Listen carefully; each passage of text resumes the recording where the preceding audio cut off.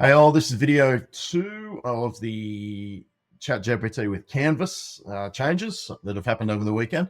So I'm going to show you some really cool stuff now. So what I'm going to do is I'm going to go back to our article that we did yesterday, and I'm going to show you some of the new stuff that we can do now. So yesterday I showed you how you could highlight some of the text and make some changes to it, which is pretty cool.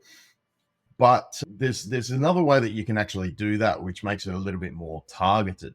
So if you actually go to the right-hand side of any piece of text, any paragraph specifically, you'll see this little icon here, which appears like a cross in a speech bubble. And what that'll allow you to do is ask ChatGPT to either edit that paragraph or explain it, right? So I'm going to say explain, and watch what happens here. So you'll notice now that instead of actually doing anything with this particular paragraph, what it's now going to do is it's going to give you an explanation of that paragraph over in the chat window. So that's really cool that it's picking up the difference between edit and explain. When you say explain, it's switching over to this window here. But if I now go to it and I say edit, and I can say make it a bit longer, as I did yesterday.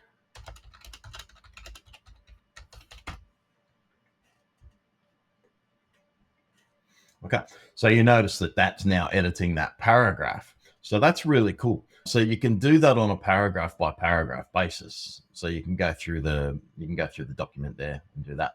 If you want to edit a whole section, however, you can go back to the method that I showed you yesterday, which was to highlight all of the text that you want, and then you'll get this Ask GPT button up here, which is kind of cool. The other thing that you can now do is, one of the things that I commonly have to do is tell ChatGPT, hey, create headings and bold headings and things like that, and just remind it. Well, what I can now do is I can actually edit those headings in real time, as I said yesterday.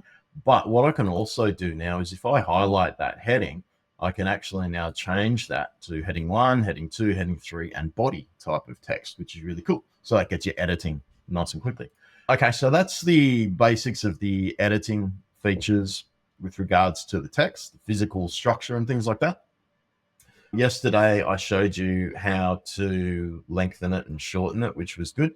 We're going to go through some of the more interesting features now. So reading level. So this is a really interesting one. So what I can do now is I can actually change the language on the article. So if I take this slider, I can either go up to graduate school, we've got college, all these different levels of reading skills. So if I go to kindergarten, for instance, then that will go and that will redo the text, which is really cool. So as you can see, that's really simplified sort of the language there, which is really interesting. And then what I can do is I can hit the previous button, and that will take it back to the original, and then I can restore that version. Now that's really handy, actually, because you can cycle through all the changes that you've made using that back button. So if I do something, I don't like it, I can just hit that back button and then restore it the way it was. So that's really cool. The next thing that I'm going to do is add some final polish. So what I can do is I can actually click on this one here, and what this will do is this will go and just re-look at the text, and then put some improvements in there, make sure it fixes the grammar, fixes spelling, all that sort of stuff, and it just refines the text a bit, which is a really, really, really cool one. So as you can see, the text is it's just changed the language a little bit, not completely. It's just given it a little bit of a polish, as it says. Okay, the next thing that I can do is this one down the bottom here, suggest edits. This is a really, really interesting one. So when I click on this one, what it's going to do is it's going to go through and give me a whole series of comments. So it's quite similar to the way that it might work in something like an online collaborative Word document, for instance. So you'll see it's actually making some suggestions And the interesting thing is with this, I haven't done any of this. This is just for demonstration purposes. So it's actually evaluating its own work now, which is a really interesting idea. So consider breaking this sentence into two for better readability.